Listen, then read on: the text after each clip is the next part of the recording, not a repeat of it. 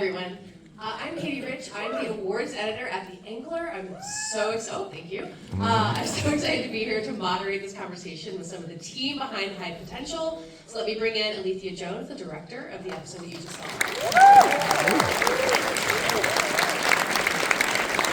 And then Todd Harthan, who's the showrunner and executive producer of High Potential. We've also got Goddard, the creator and executive producer of the show. And then we have Kaitlin Olson, the star and producer of High Potential.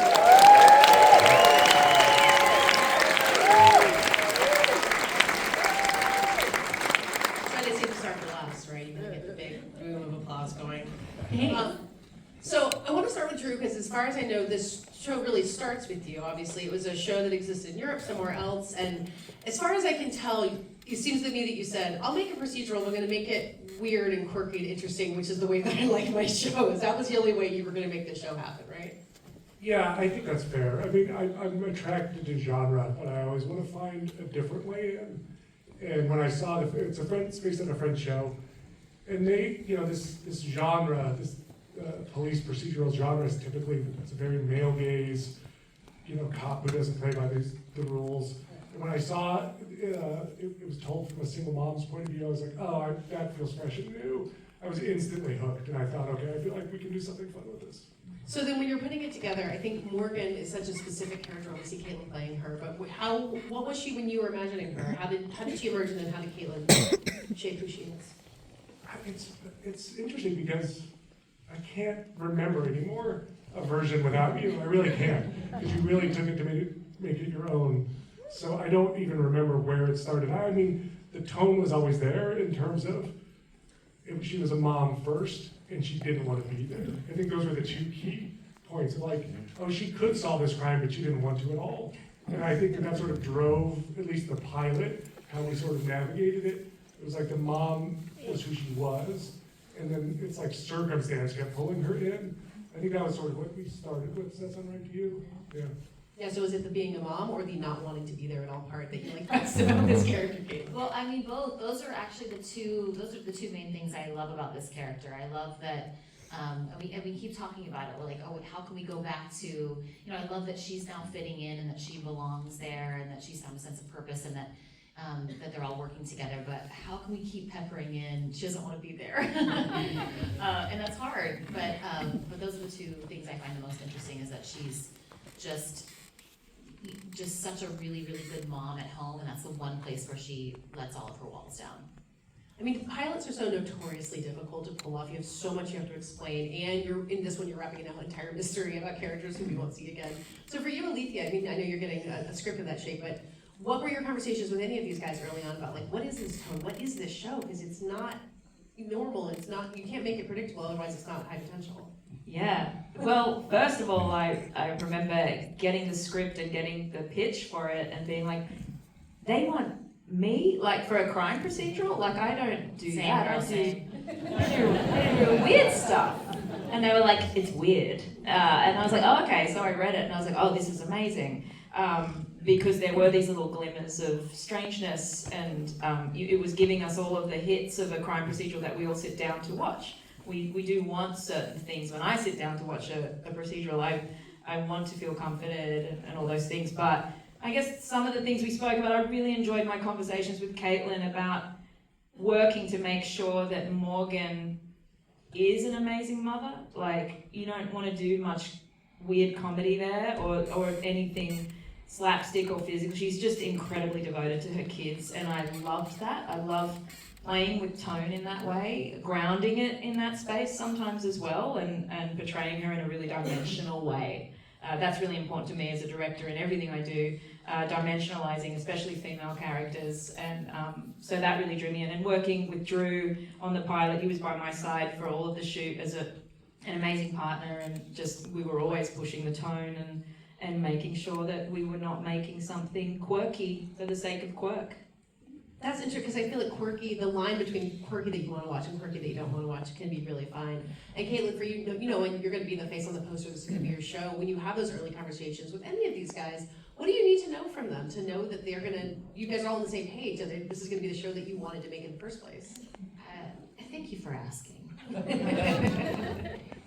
Yeah, you know, you never want to be the actor that comes in and is like, yeah, I'll do it, and also, oh, I'm gonna change it all up if I don't like it. Like, I don't, that can be weird for an actor sometimes to speak up and say, you know, this feels like it's getting too, like she was saying, silly or there's such a fine line in comedy, especially when you're trying to balance comedy with a real grounded world. And Drew's pilot was so brilliant because it wrote it so well, but then Alethea came along and executed it so well. And I think the key was really just communication and just being like, hey, I'm confused. I went to her, I remember before we shot the pilot, and I said, I'm really nervous about the Morgan visions, because on the page, I don't understand what that's gonna look like. They scared me. I didn't want it to look like, you know, a bad reenactment or something. And she was like, oh, the Morgan visions are the thing that I'm most excited about. And I was like, well, that's great. I'm such a control freak too, like for me to be able to just fully let go and put something completely into someone else's hands, his script and her vision, it was such a relief to have such a safe partnership. Because you're right, that can be really, the tone is very tricky. Yeah, Alethea, I want to hear about the Morgan visions, because they are such a specific thing, and I do think the moment in the pilot when they show up, you're like, oh, I kind of get what this is, but it's totally right that if you're reading that in the script, you're like, oh, that could really go wrong. So why was that so clear for you of what those would be and how the Morgan visions would work? I've always loved stories that are elevated. Like, I have a really hard time, you know, with just straight dialogue. Like, so I love my craft deeply as a director. I love moving the camera in a motivated way. So I'm looking for things that challenge me as a filmmaker and make me better. So when I read those Morgan visions, I was like, oh snap, like I want to do this. I can do this. This looks really challenging. And then the next challenge, of course, is on any schedule, you're never going to have enough time. So I always call it the squeeze, like when you've got to fight to get those extra things and get those extra pieces. Those extra, you know, you saw all those photos, like you have to make sure that people are taking those photos and taking them well. And I'm over shooting something else down on another part of the set, and we've sent a photographer, and Drew's producer Andrea, she's down there making sure the blood's on the floor, because we want to get all those little beats and finding ways to finesse and elevate. So you had to fight really hard to make sure that those Morgan visions were really thoughtful, and that I felt like the audience would enjoy seeing that. So I had to put a lot of care into it. So Todd, I feel like the role of the showrunner is often to fight that squeeze and to figure out what to fight for, what not to, how to keep all the trains running on time. So, you know, when the show is emerging, it's got this tone that everyone's talking about. How do you help keep that train on track and keep the visions and the tone and everything else the way that it's supposed to be? No, it's super easy. It happens naturally, and no problem at all. It doesn't stress me out at all. I mean, Todd had a full head of dark brown hair when he looked at us. she's not kidding. I didn't look like this 12 months ago, but I love it, and it's worth it. I mean, you build a great, you know, writing staff. You know, you put a bunch of wonderful brains in a room to help you out. You treat your wonderful cast as an extension of the writer's room. I think Kaitlin made, you know, the most salient point is, you know, where I've been successful in running shows is communication, and that's not just with your wonderful crew, but with your cast, and making sure your writing staff learns the show and studies the show. And once you all get on the same page, you know, it does, you know, help the workflow and the stress of getting the most out of the money and resources you have, and making sure that that makes it onto the screen, because I was inheriting a great pilot. And when you inherit a great pilot, you can't go, oh, well, they had this many days and this much money. You have to go, well, I have this to build on. Now, how do we do it on a slightly different schedule, and give the audience, you know, the quality that the pilot, you know, established.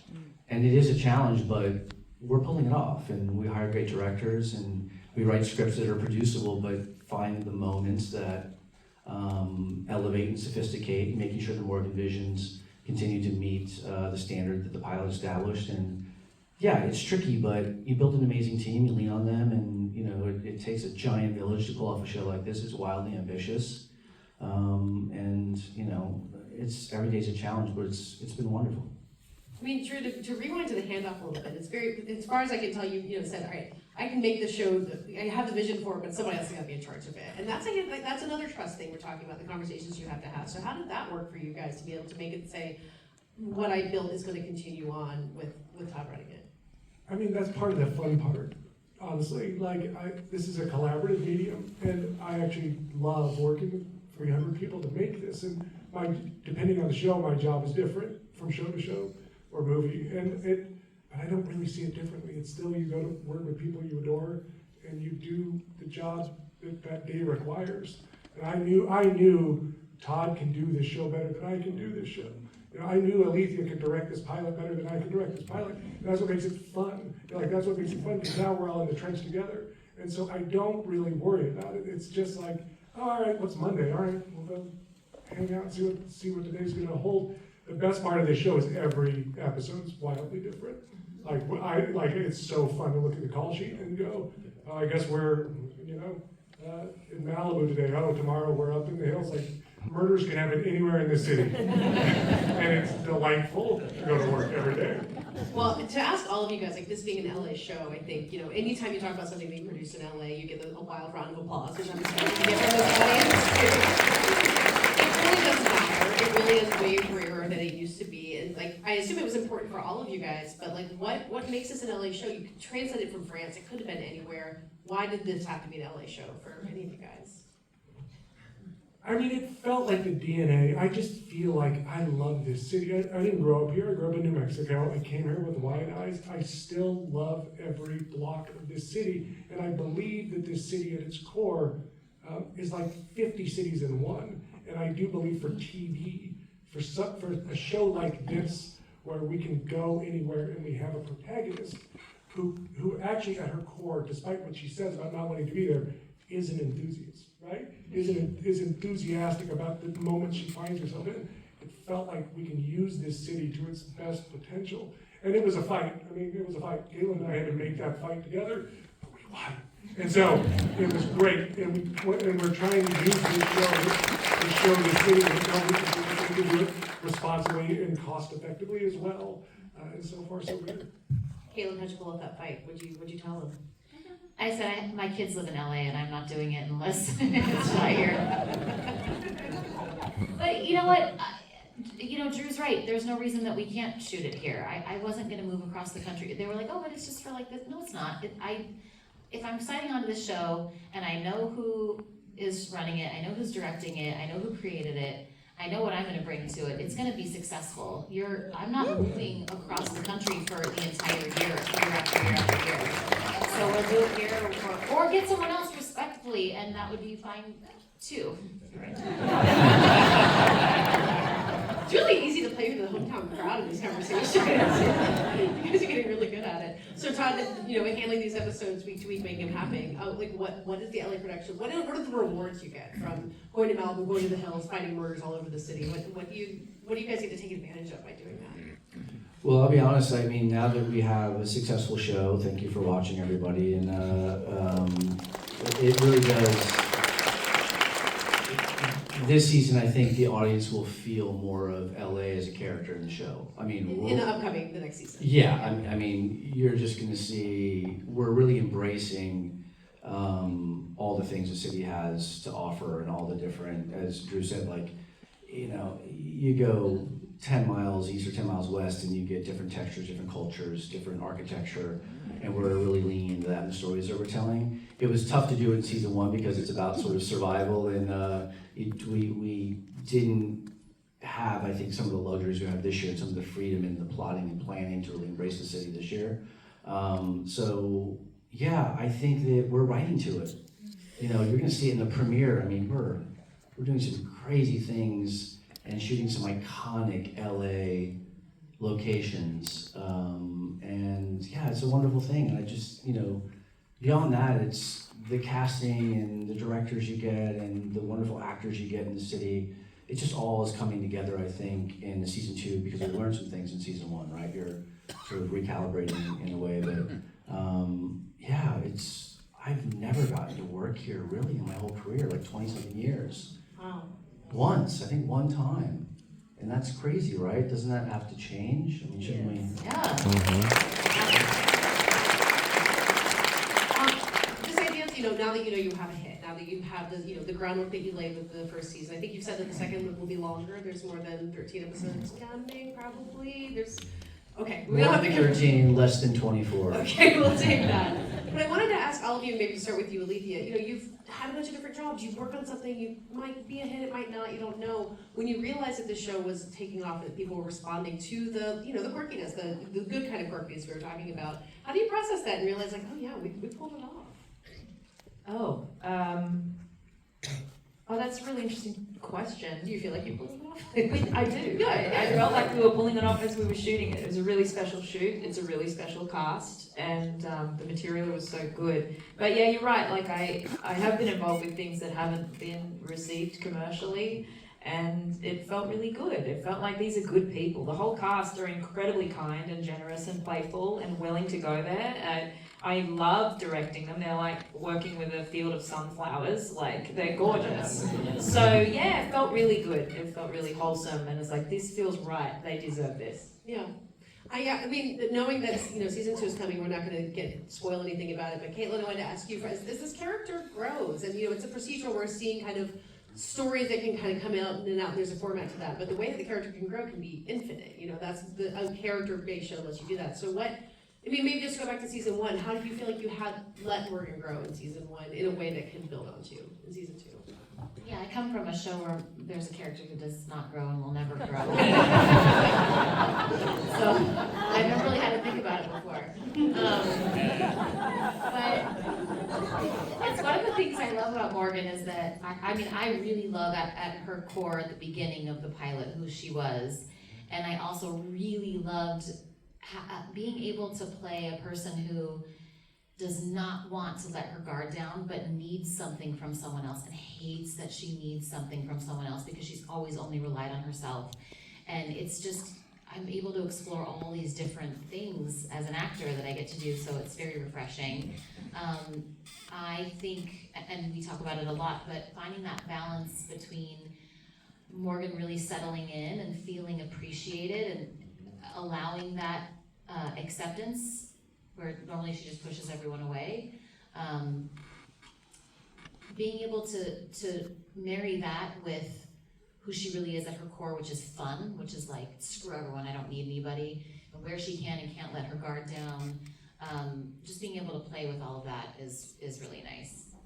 I think this is a Drew question and a Todd question, maybe to both of you. There's a sense that Morgan, like what she knows and what she can't know, can feel really infinite. And I think there's a logic in the show about what she can figure out, what she can't, or how her powers work, for lack of a better word. How do you establish that? How do you figure out the rules of that, of having this character who is so brilliant, but she's got to feel like a real person in the end of it, even if she's doing things that the rest of us can do? How did that work? I mean, we talk a lot about we don't want to make her just a walking Wikipedia. The truth is, you kind of know what you're interested in. So everything that she knows is actually just a window into what she cares about. And when you approach it like that, there's times where she's like, she doesn't know something because she doesn't care. And I think that's the important distinction. She could know it, but she doesn't care. And so I think that sort of guides us as best we can. And then the other part of it is, you always have to balance it by, there's a ton she doesn't know about basic human decency and kindness. And like she's still learning how to be a good parent. She wants to be a good parent, but I have kids myself. Every day about parenting is failure. You're just failing all the time. You're just slowly getting better. That's it. And I feel like that's the key to the character. She could be a genius at, forensics, but, console your kid when they get a bad grade. Like, that's a whole different level of intelligence. And so we're trying to walk that balance all the time. I mean, does it mean the writers have to be walking Wikipedia and just looking up facts all the time? Like, I don't even know how you research or write a script for this show. That's just me, that's all me. Yeah. Police right now. I know. Yes. Writers constantly Googling and researching. We have a couple of dedicated researchers that help us out. But it's still really, really hard to come up with inspired Morgan visions and everything. It's really tricky.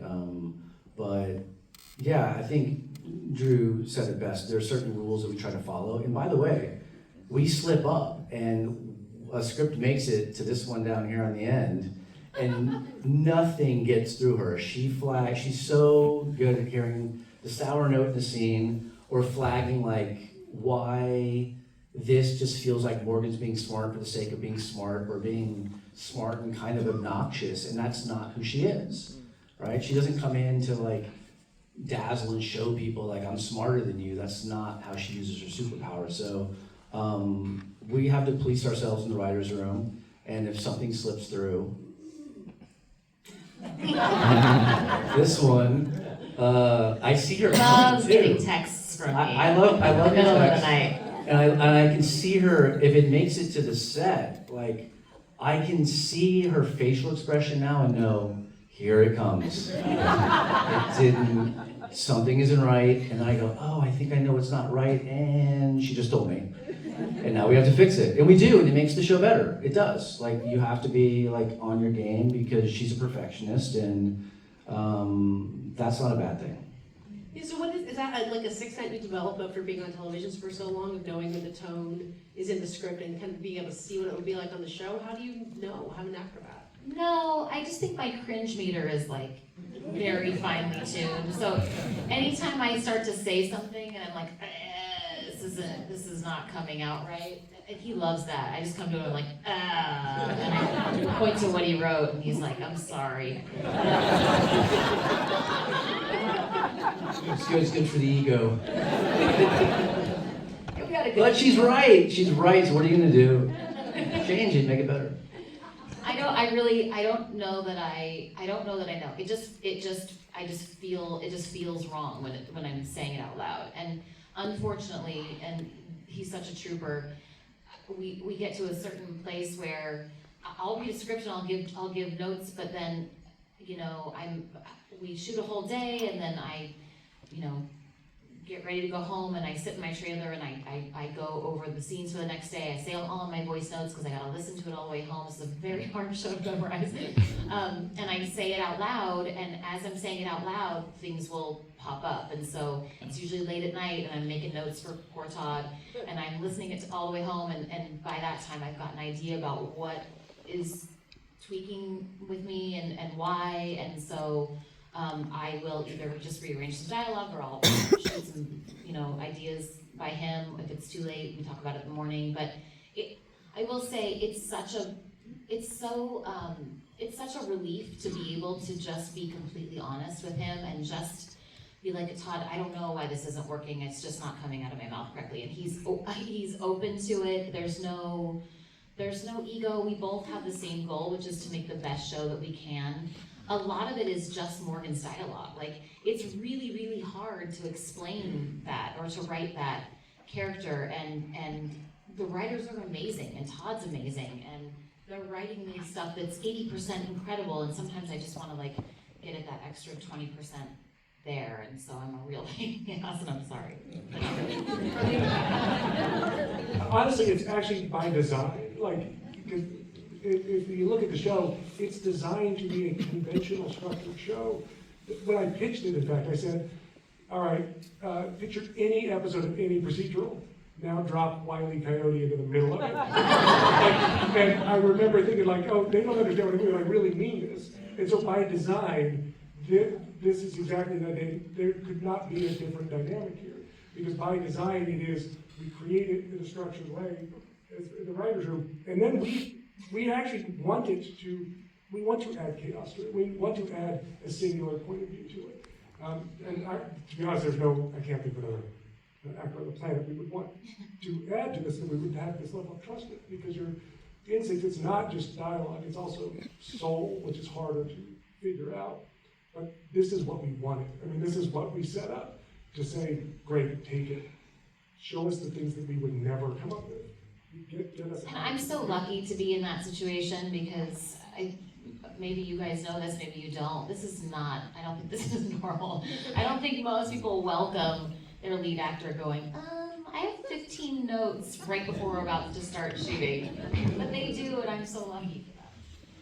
I mean, so we've said that season 2 is coming, but we don't want to spoil too much. But Alethea, you said you were coming back to direct for season 2. Woo! So Yes. very exciting. And so, without spoiling anything, what do you get to do when you're coming back for a second season that maybe you couldn't do in the pilot? What do you get to build on that, you know, more Morgan Vision, more Wile E. Coyote energy? Like, how do you get to build on some of that coming back? I'm just really excited to see what the script gives me, and to fall in now and do my best to plus the moments that I'm given, but to play within, you know, to paint within the lines. And I love that. From constriction comes creativity, so it's really what Todd gives me. And I'll do my best to Morgan Vision it with you and see how we can enhance it. But I'm really excited to come back. I'm a huge fan of season 1, and just to come back and reunite with the cast and the heads of department that I got to work. Like, I just can't wait to play on that field again, like as it is. Yeah, so tell us what's in the script, and now's your chance to tell her and tell everybody else here. No, I know. I mean, we've always wanted to do an episode that was all improv. Where we're going to give you the framework like Curb Your Enthusiasm style. I don't know. It's like it's later in the season, and I'm just trying to like get through the one we're doing right now and prepping the one that comes after. But I will say this, you know, you all saw what Alethea did in the pilot, and I think we want to come up with something that's pretty ambitious, take a big swing. And you know, let her do what she does so well. And obviously, there's amazing collaboration with Kaitlin. So when you put that kind of magic back together, I just don't want to, you know, screw that up. So we'll figure it out. So, Kaitlin, what does a big swing mean for you then in season 2? And assuming that you also want to, you know, be able to go bigger and build more. I want to break some bones. You know, I don't know. I love a big thing. So I love being surprised. I love when I'm in the middle of reading a script and I can't predict where it's going to go. We are so fortunate to have Todd and the staff that he has chosen.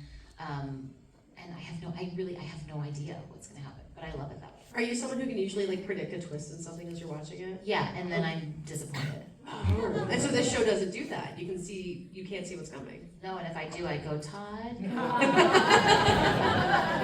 Can we talk? Well, I want to thank you guys so much for being here. Thank you guys all. Thank you for making time to watch season 2.